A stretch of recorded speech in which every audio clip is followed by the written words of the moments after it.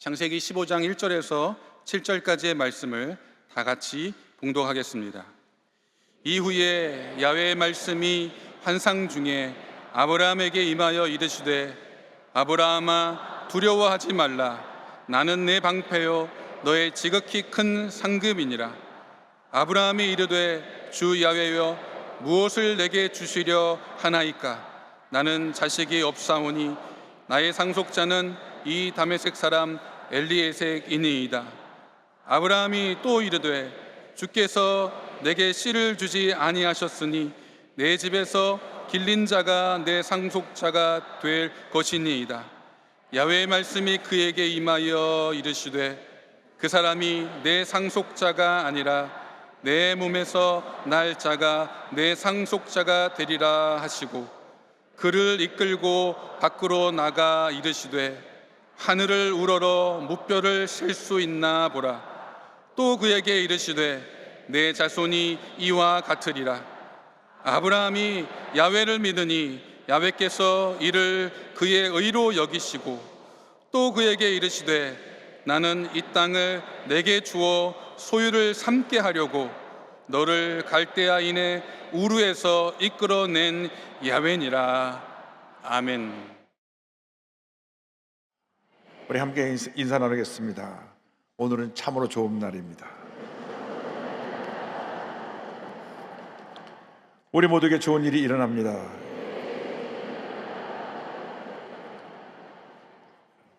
오늘 전 여러분과 함께 창세기 15장을 본문으로 해서 꿈을 주시는 하나님, 이 같은 제목으로 말씀의 은혜를 나누기 원합니다.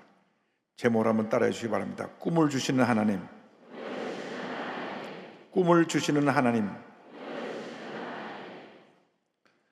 사람이 근본적으로 동물과 다른 것은 사람에게는 미래를 꿈꾸는 능력이 있다고 하는 것입니다. 이상 어느 동물이 꿈을 꾼다는 얘기는 들어본 적이 없습니다.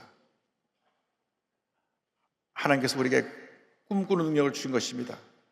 꿈꾸는 사람이 세계 역사를 바꿔놓는 것입니다. 영어 킹 제임스 버전의 잠언서 9장 18절을 보면 꿈이 없는 백성은 망한다. Where there is no vision, the people perish. 꿈이 없는 백성은 망한다고 말을 했습니다. 억만장자이며 세계보건기구 WHO의 글로벌 대사인 마이클 블룸버그 전 뉴욕시장이 미국의 의사 부족 등 보건위기로 문제가 생기는 것을 대처하기 위해서 지난 7월 9일 모겐 존스 홉킨스 대학교에 의과대학에 10억 달러를 기증했습니다. 우리나라 돈으로 1조 3,300억을 장학금으로 기부한 것입니다.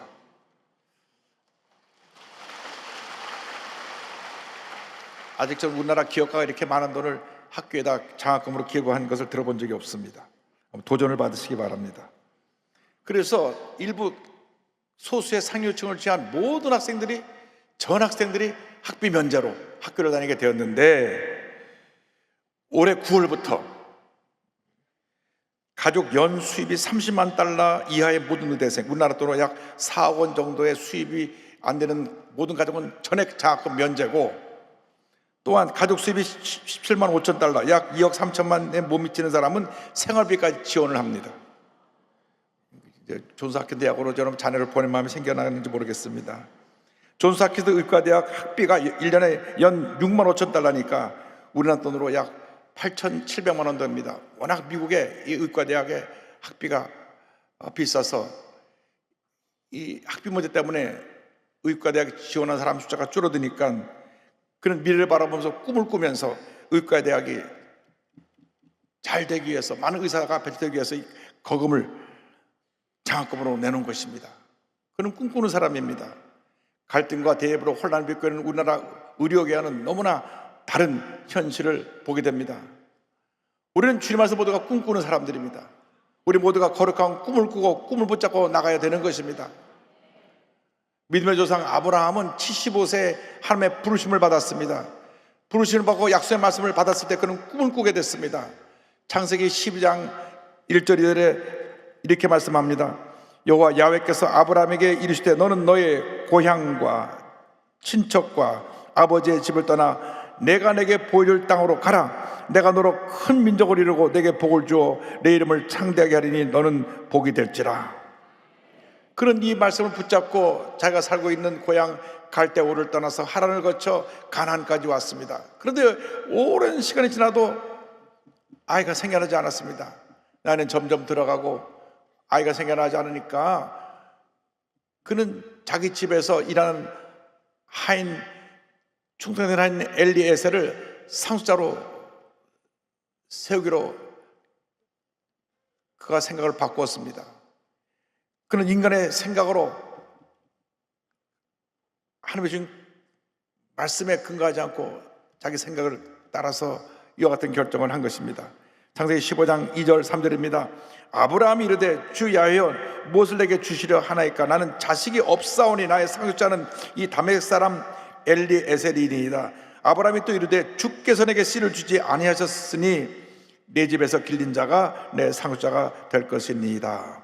오랜 시간을 기다리고 또 기다려도 점점 나이가 들어가도 아이가 안 생기니까 이제는 우리 집에 하인을 내가 상속자로 서겠습니다. 그렇게 얘기를 합니다. 그 당시 고대문서를 찾아보니까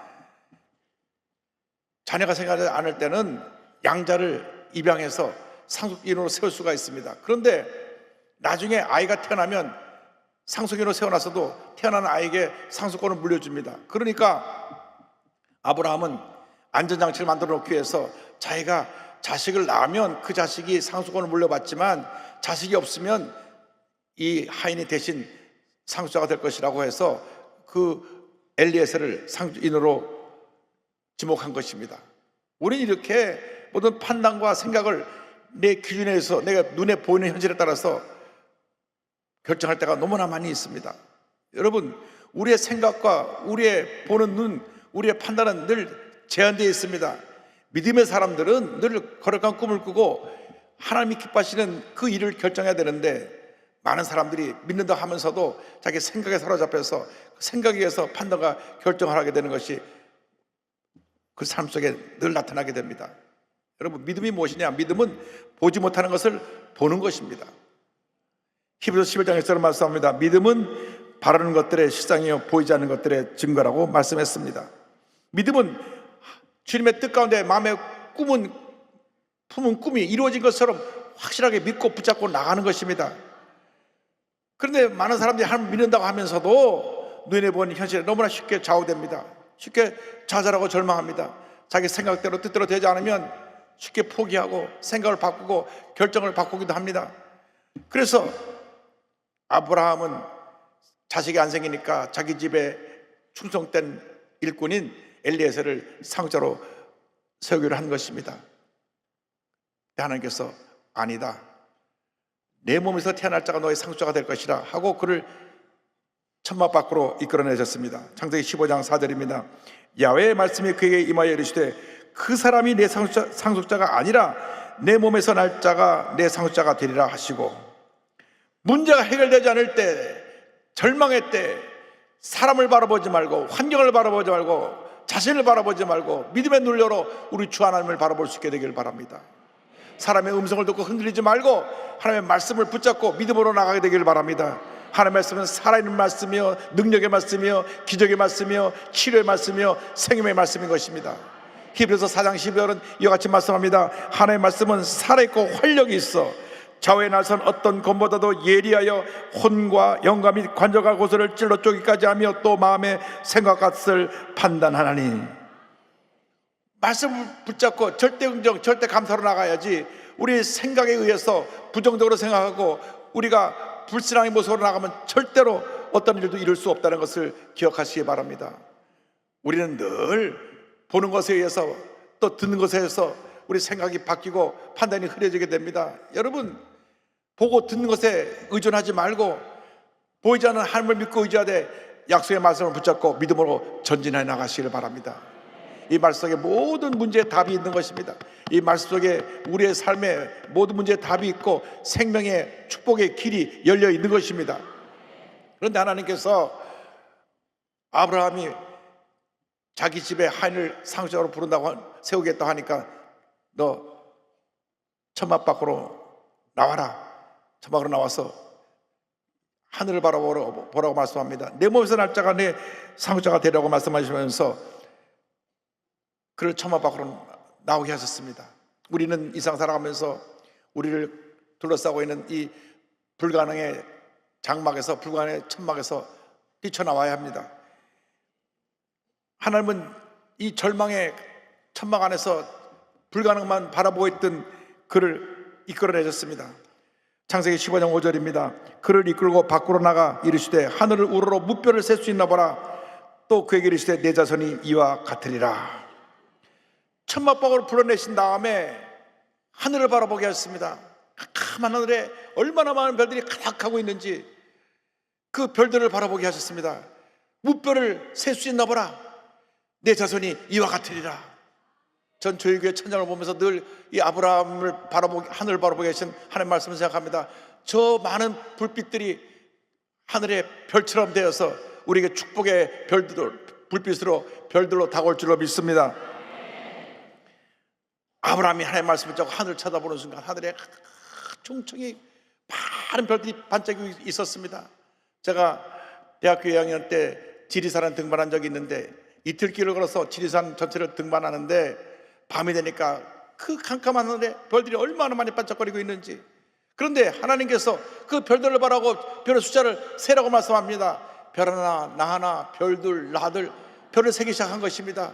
그런데 그가 믿음을 갖고 너의 자손이 이처럼 많게 되리라는 말씀을 갖고 별을 세는 순간 별 하나, 둘, 셋, 넷이 하나 둘씩 아이들의 얼굴로 바뀌기 시작합니다. 그 아이들이 자기를 보고 활짝 웃습니다. 아빠, 아빠. 그 수많은 아이들이 하늘에서 자기에게 손짓하고 있는 모습을 바라볼 때 그 아이들이 그 마음속에 뛰어들어왔습니다. 꿈을 가진 것입니다. 믿음을 갖고 꿈을 갖게 됐을 때 그는 이미 수많은 아이를 품게 된 것입니다. 지금 눈에는 보이는 것도 없고 귀에는 들리는 것도 없고 손에는 잡히는 것 없어도 그 마음에 꿈이 심겨졌습니다. 여러분, 뭐가 되지 않고 문제와 어려움이 생겨날 때 문제와 현실을 바라보지 말고 주님을 바라보시고 하늘의 별을 바라보는 것처럼 약속의 말씀을 펴서 약속의 말씀을 믿음으로 바라보고 말씀을 붙잡게 되기를 바랍니다. 여러분이 생각을 바꿔야 됩니다. 눈에 보이는 현실을 보고 결정하지 말고 주님이 주시는 그 약속의 말씀 붙잡고 믿음으로 주님을 바라보고 나가는 여러분 모두가 되시기를 바랍니다. 창세기 15장 6절에는 아브라함이 야훼를 믿으니 야훼께서 이를 그의 의로 여기시고 이렇게 말씀합니다. 그가 하늘의 별들을 바라보면서 저 많은 별들처럼 나의 많은 아이가 태어나게 될 것이라고 믿었을 때 그를 의로 여기셨다고 말씀하고 있고, 사도 바울은 로마서에서 그가 바랄 수 없는 중에 바랐다고 말씀하고 있습니다. 로마서 4장 18절입니다. 아브라함이 바랄 수 없는 중에 바라고 믿었으니 이는 내 후손이 이가 되리라 하신 말씀대로 많은 민족의 조상이 되게 하려 하심이라. 꿈을 이루려면 먼저 내 마음속에 불가능과 싸워야 되는 것입니다. 할 수 없다, 안 된다, 나는 못한다, 난 끝났다, 이 같은 부정적인 생각과 싸워서 여러분의 마음을 긍정적인 생각으로 바꿔놓아야 되는 것입니다.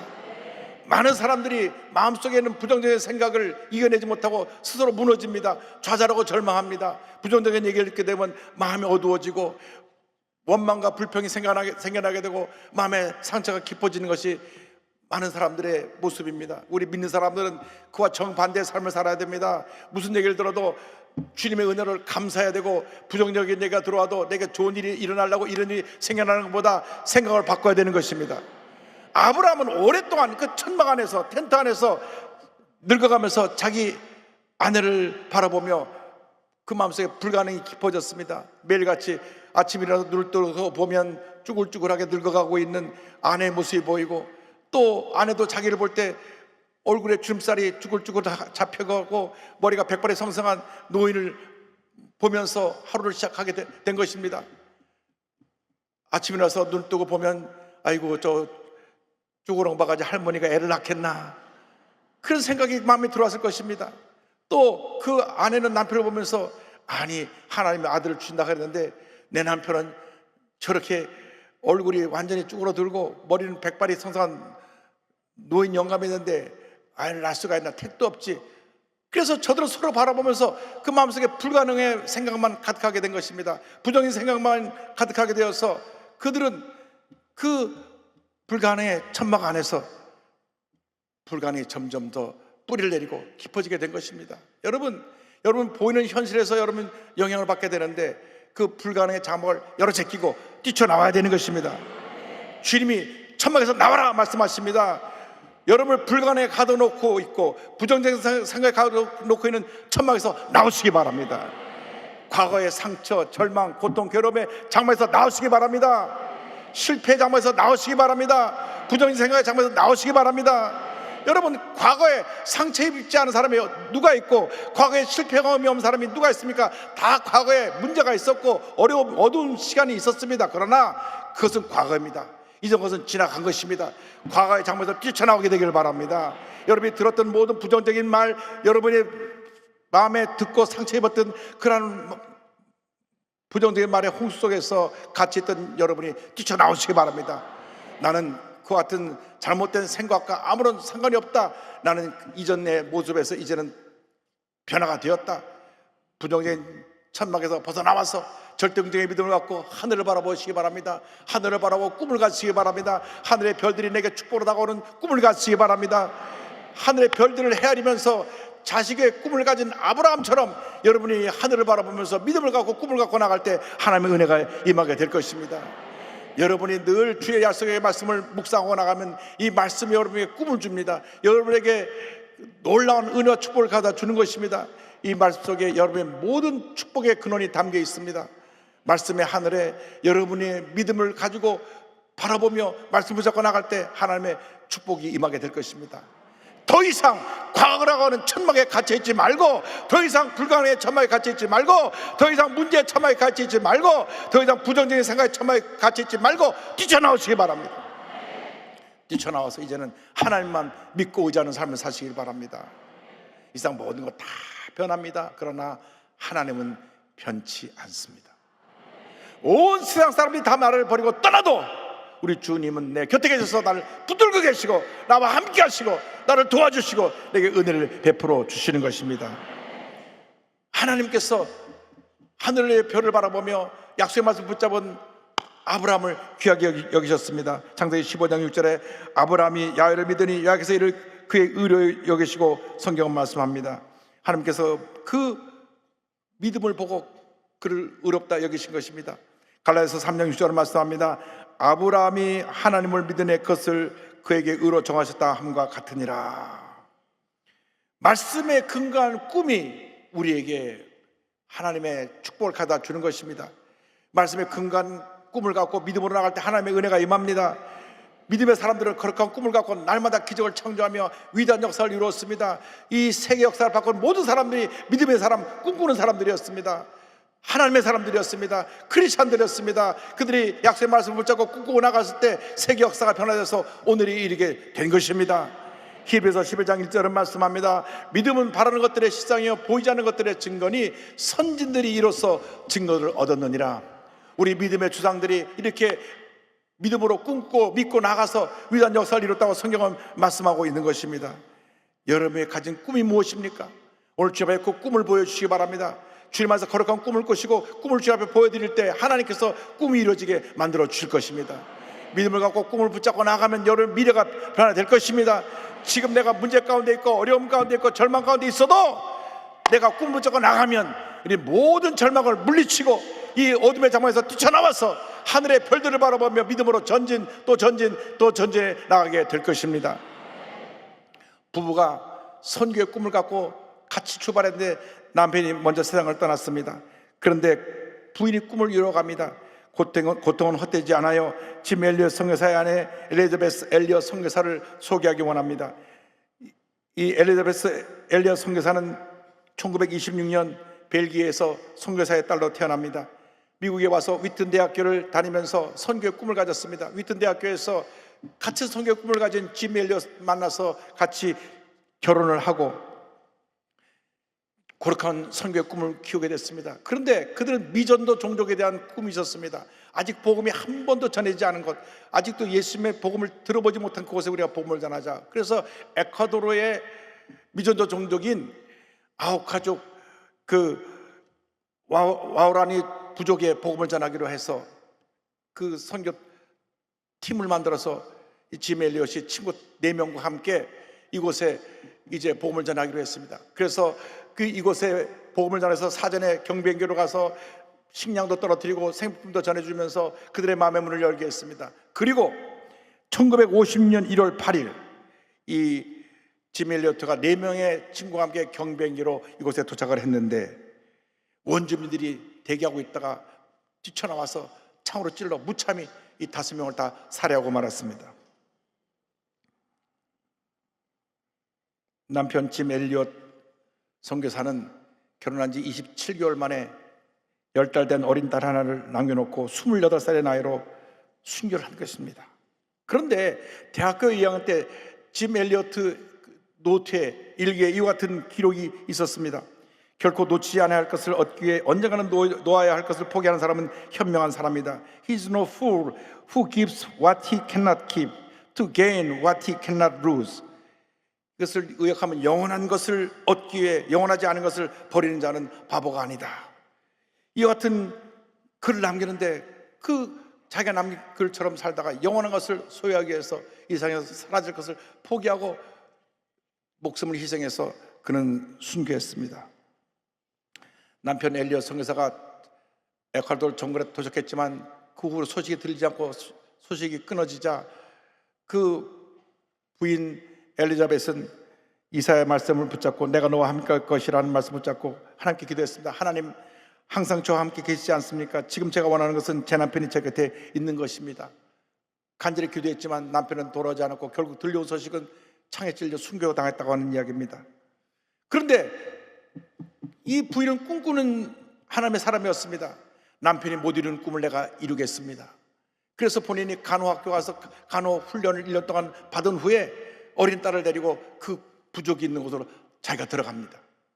다행스럽게 이 부족은 연약한 여자들을 해치는 것을 비겁한 일이라 그래서 여자들은 손을 대지 않았습니다. 그곳에 가서 저들을 정말 사랑으로 섬겼습니다.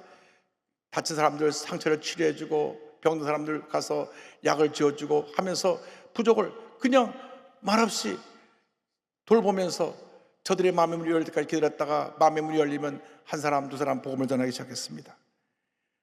이 전혀 알지 못하는 이방 여인이 와서 자기들 섬기는 모습에 큰 감동을 돼서 너도 나도 예수를 믿게 되었는데 10년 후에 짐 엘리엇 선교사를 비롯한 5명의 선교사를 살해했던 장본인 키모가 이 부족의 최초로 목사가 됩니다. 할렐루야. 더 감동적인 것은 순교한 선교사들의 자녀들 중 2명이 자기의 아버지가 순교했던 그 강가에서 이 키모 목사에게 침례를 받는 것입니다. 자신의 아버지를 살해한 그 사람이 목사가 되어서 자신에게 침례를 주었다는 이 놀라운 감동적인 얘기는 온 미국의 선교 지망생들에게, 크리스찬들에게 큰 감동을 주었습니다. 고통과 아픔의 자리를 용서와 사랑의 자리로 바꿔놓은 것입니다. 이것이 기독교인의 위대한 사랑이고 위대한 꿈과 믿음의 열매인 것입니다. 그런데 이 엘리자베스의 고난은 거기서 끝나지 않았습니다. 고통은 거기서 끝나지 않았습니다.